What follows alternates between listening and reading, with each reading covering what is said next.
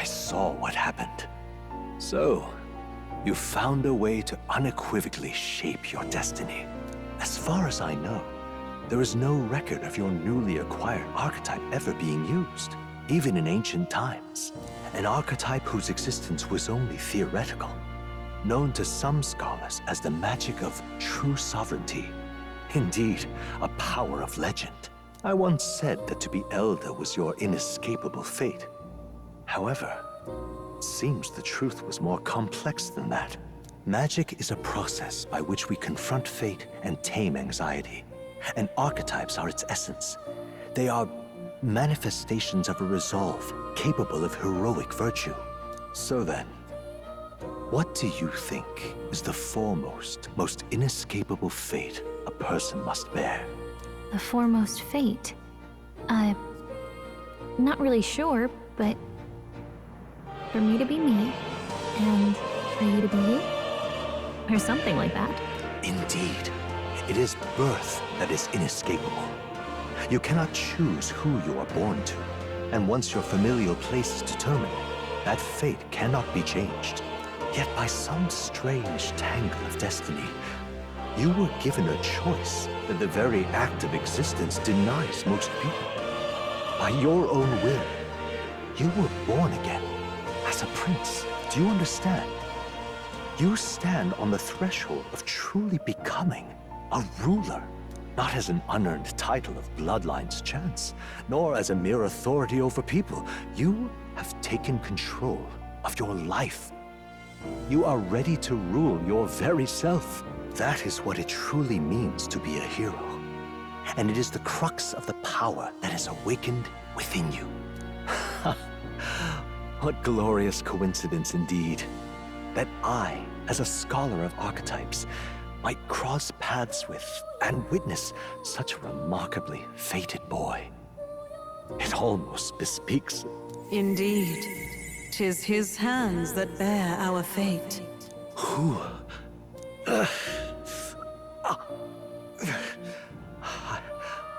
I remember.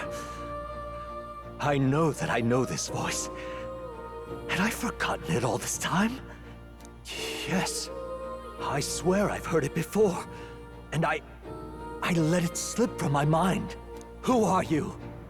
You with this voice that moves hearts. Speak. Who are you? Why have you awakened this boy to his power? If it is answers you seek, then go and claim them.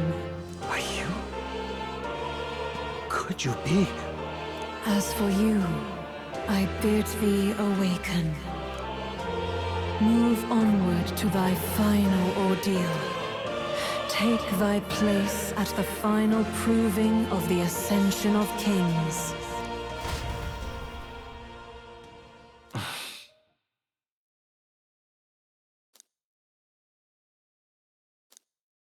Time marches on, and the age of a new king draws nearer.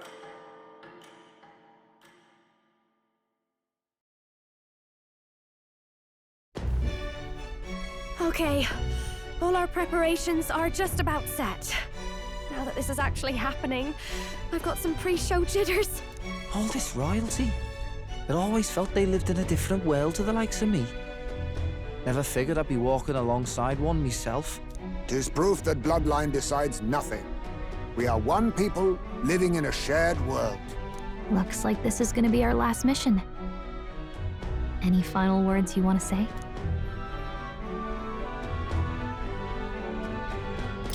We can't give up.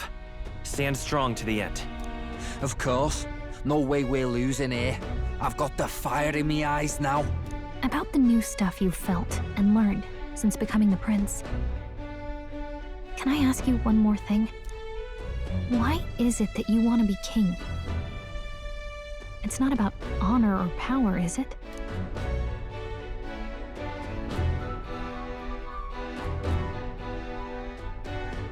I want to protect this country and its people. 'Tis the answer I hoped for. As your knight, I will ever serve you with all my soul and ability. Well, I guess this means we're ready as we're gonna be.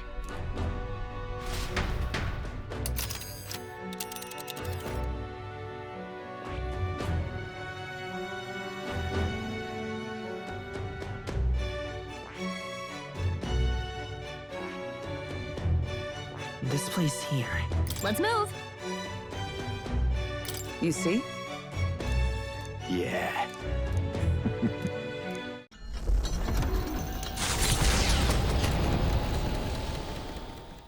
After having made so many sacrifices, the group has gained new powers and ascertained new truths. Their arch-enemy, Luis, already has one hand on the throne.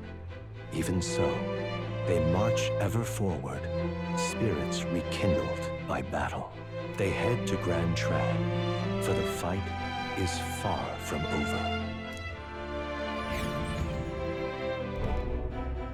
That Elden boy is nowhere to be found.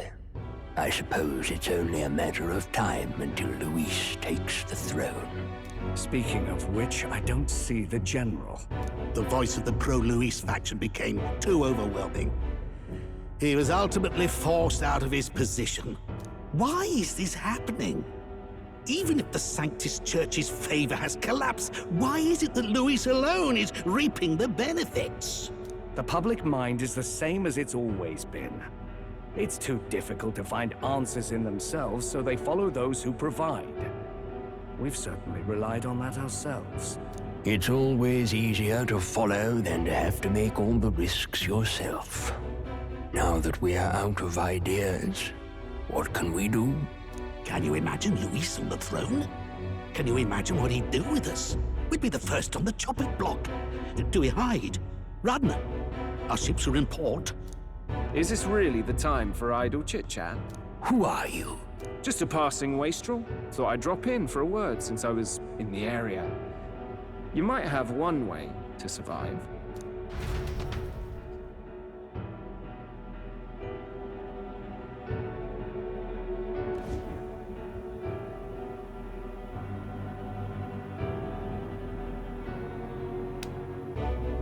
Well then, let us depart. Lord Luis, your pardon. We've encountered an unexpected snag. I killed the prince in the Elden village. I confirmed his death, yet it appears the boy candidate has merged with his corpse. It seems the prince is now resurrected. Resurrected? Yes, and what's more, the boy candidate was the actual prince after all. Something about his soul having traveled independently and then returning to his corporeal body. I see. So his ideal form was spun from Magla. Whatever the case, this means the land's true prince has reawakened in his sanctum. How interesting. After these long years, my chase may finally come to an end. My nemesis awaits. Lord Luis, what is it about that bastard that fascinates you? Yeah, I won't let it end like this. I have to do better. I need more power. I will show Lord Luis I am worthy of his gaze.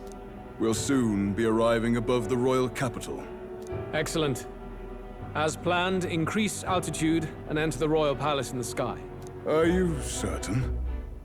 We'll be heading directly to His Majesty, the former king, and...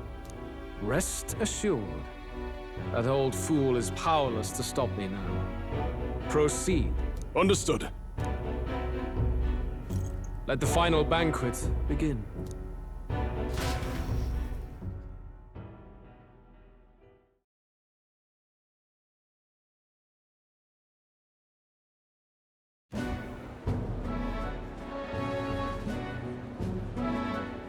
Come on, any takers? Any bets for the other candidates? Remember, if Luis loses, a silver coin could turn into mountains of reef. What are you trying to say? You think Count Luis is going to lose? Oh, no, of course not. I'm just saying. I'll call that bet. All in on His Highness the Prince. A Sanctus bigwig gambling away his tithes? This really is the end of the world. Didn't know his esteemed princeliness had any supporters left. I mean, he's not really the prince, is he? Was actually a monster in disguise all along. Haven't you heard the news? The times we live in, I tell you. Must be tough, being an easy mark. It didn't take much for you to buy everything Luis was selling about the prince. The fireworks went off the moment he said, "Behold." Remember? You don't think there's any chance Luis orchestrated the entire thing? Oi, churchman! You saying Count Luis lied to us? You think he cast some big illusion? An illusion, eh? What if I said it's a power more dangerous than that? Always struck me as odd. We all know Luis, the mighty human slayer, but how does he keep finding the things one after another? Seems a bit convenient, if you ask me. Like he knows in advance where these monsters will appear to cause havoc. Easy to nitpick and gripe about him, isn't it, churchman? Maybe someone needs to shut you up. All right. Let's keep things civil, eh? No sense becoming a monster yourself. Oi! What's all this fuss about? Damn it! When Count Luis is king, you'll all be the first at the gallows. You'll die just like Forden.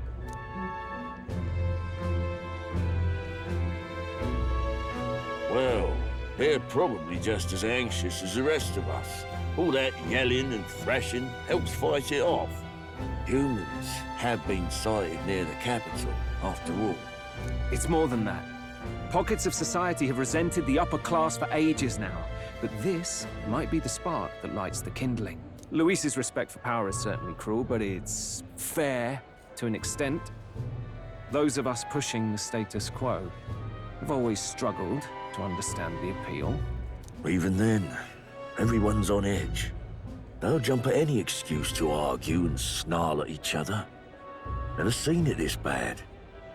Not normal, I say. Blind fanaticism and doom go hand in hand. If we don't find some common ground soon, it'll collapse beneath us. Luis left saying that he'd be waiting at the royal capital. Only one place he could be. All eyes are on his Skyrunner as it rises to the flying palace.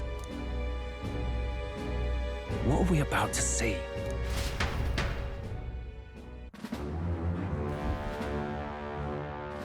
Ah, the royal palace. It's been a while. Do you hear me, O king? Stubborn and deathless? This country is distorted.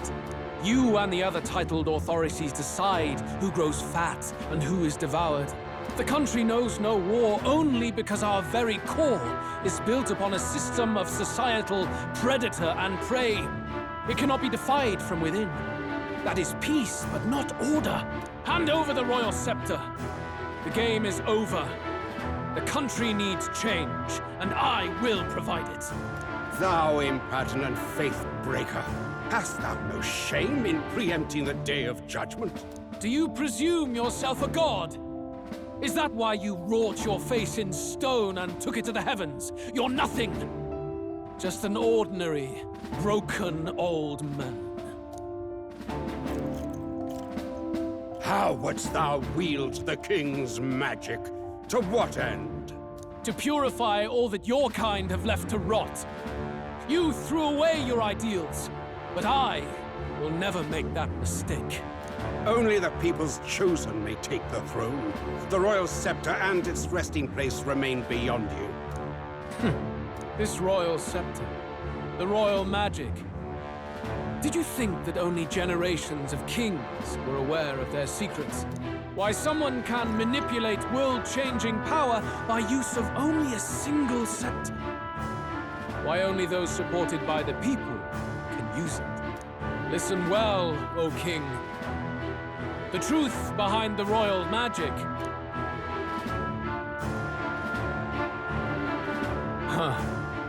So it's true. The country truly is putrid with sin. In other words, if I took hold of it now, then I would have the power to change the world itself. How didst thou learn of this? How?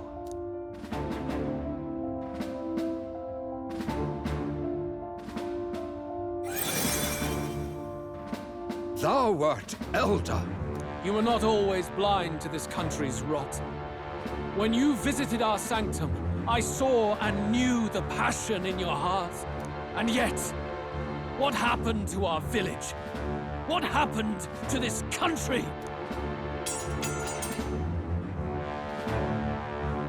Oh.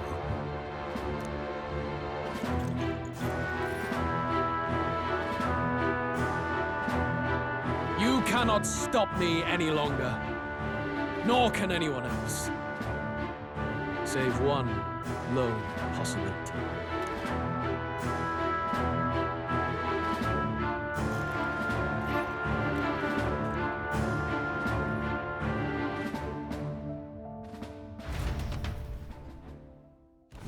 Snatching victory from the maw of catastrophe, the party descends again on the royal capital, Grand Tran. But they are greeted only by ominous skies. Their return hardly counts as a triumph, considering how they departed. Anticipating conflict, the Gauntlet Runner comes to a quiet stop.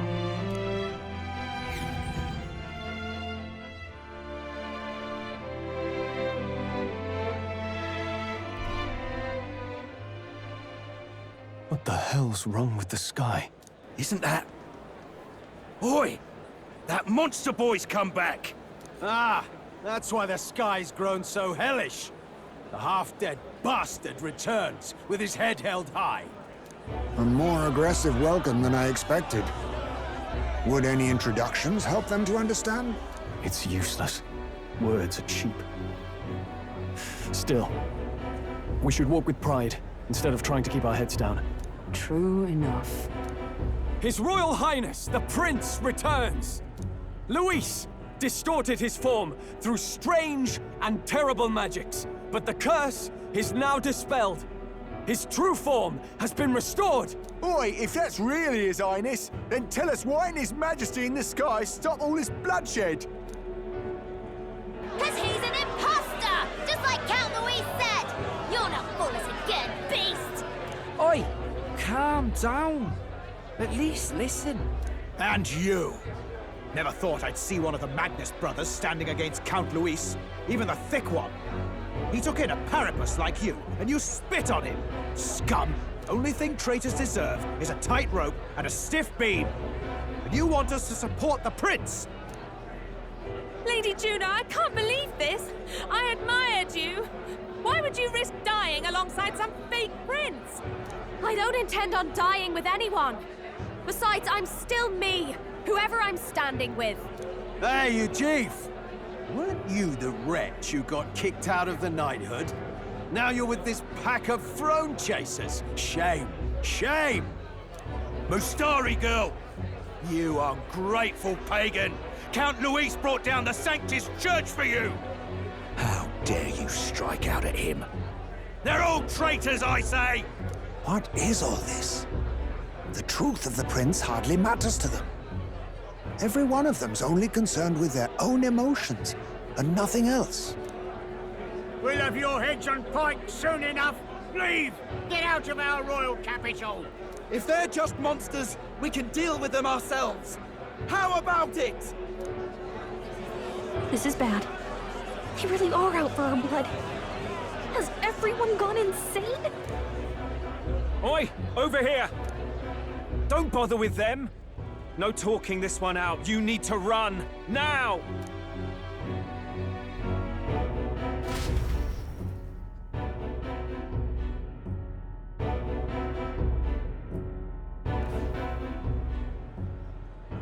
We weren't away from the city that long. What happened? Why are all the people so bloodthirsty now? The prince turning into a monster before their eyes still lingers in their minds. After all, a monster entered into their society disguised as a person. No, that's not... I know, it's not true. But truth and how it appears to the citizens are different beasts.